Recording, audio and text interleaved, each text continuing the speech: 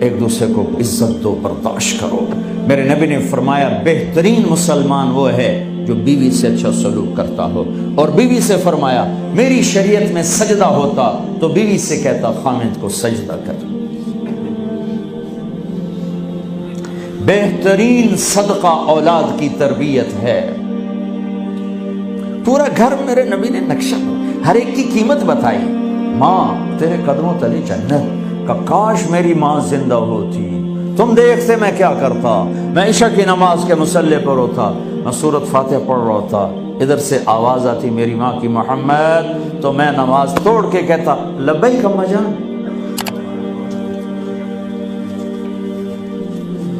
باپ کا تیرے جنت کا دروازہ ہے، باپ تیری جنت کا دروازہ ہے، کھولنا توڑنا نہیں، کھولنا توڑنا نہیں، توڑ لیا تو جنت میں نہ جا سکو گے۔ سب سے بہترین مسلمان جو بیوی سے اچھا سلوک کرے، سب سے بہترین عورت جو اپنے خامند کی منشا کو دیکھے۔ پھر آپ نے ایک عجب بات فرمائی جو معاشرے میں بہت بوجھ بنتا ہے جس کا، ہاں بھائی تمہیں ایسا صدقہ بتاؤں جس سے بڑھ کے کوئی صدقہ نہیں، تمہیں ایسا صدقہ بتاؤں جس سے بڑھ کے کوئی صدقہ نہیں۔ انہوں نے کہا جی کیا؟ کہا الابنۃ المردودہ، جس کی بیٹی کو طلاق ہو گئی یا بیوہ ہو گئی اور گھر واپس آ گئی ماں باپ کے، یا ماں باپ نہیں ہے تو بھائی ہیں، وہ ایک بوجھ بنتی ہے ماں باپ پر بھی، اور بھائی تو ویسے ہی باغی ہو جاتے ہیں۔ میرے نبی نے فرمایا اس بچی پہ خرچ کرنا کائنات کا سب سے افضل صدقہ ہے۔ گھر، ایک گھر کیسے چلتا ہے؟ ہمارے ہاں پنجاب سندھ بلوچستان سرحد میں بہنوں کو وراثت میں کوئی حصہ نہیں ملتا، سب بھائی کھا جاتے ہیں۔ میرے نبی نے فرمایا جس کو اللہ نے 2 بہنیں دیں اس نے ان کا حق ادا کیا، شادی کی حق ادا کیا۔ ماں باپ کی وراثت میں سے ہوتا ہے، اگر میں نے کوئی خود کمایا ہے اس میں بہنوں کا حق نہیں، ماں باپ سے اگر 1 روپیہ بھی آیا ہے تقسیم کیا جائے گا۔ جس نے بہنوں کا حق ادا کیا، شادی کی حق ادا کیا، اس پہ جنت واجب ہو گئی۔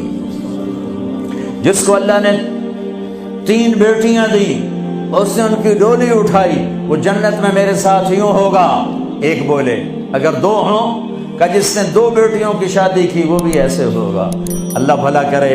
ایک صحابی کا کہ جس کی 1 ہو، کہ جس کی 1 ہے، اگر اس نے اس کو عزت سے رخصت کیا تو وہ بھی میرے ساتھ ایسے ہی ہوگا۔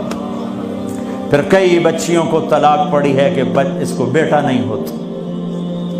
یہاں آنے سے پہلے کا واقعہ، پنڈی سے بچی رو رو برا حال اس کا، میں تو فون سنتا ہی نہیں ہوں ایسے کہ میرا تو کلیجہ پھٹ گیا ہے۔ ہے کہنے لگی کہ سسرال نے کہا تھا بیٹی ہوئی تو طلاق دے دیں۔ میں نے کہا اس میں میرا کیا قصور ہے، اور بیٹی ہی ہوئی اور مجھے طلاق پڑ گئی، اور میں گھر آ گئی 22 سال کی عمر۔ بیٹی دینے والا اللہ اور ظلم کرنے والا سسرال۔ میرے نبی کو اللہ نے بیٹے دے کے اٹھا لیے، قاسم اٹھا لیے، عبداللہ اٹھا لیے، ابراہیم اٹھا لیے، 4 بیٹیاں دی، 3 زندگی میں اٹھا لی، زینب، ام کلثوم، رقیہ، تینوں آنکھوں کے سامنے چلی گئیں۔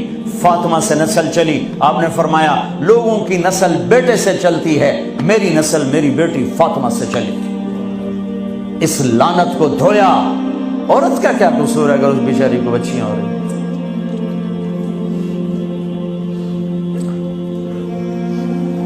جس نے اپنی بہنوں کو حق ادا کیا، جس نے بیٹیوں کو ڈولے میں بٹھایا، ان کا حق ادا کیا، کہ جنت میں یوں ہو جائے گا۔ بہنوں کو دینا اتنا ضروری ہے، حرام ہو جاتی ہے روٹی۔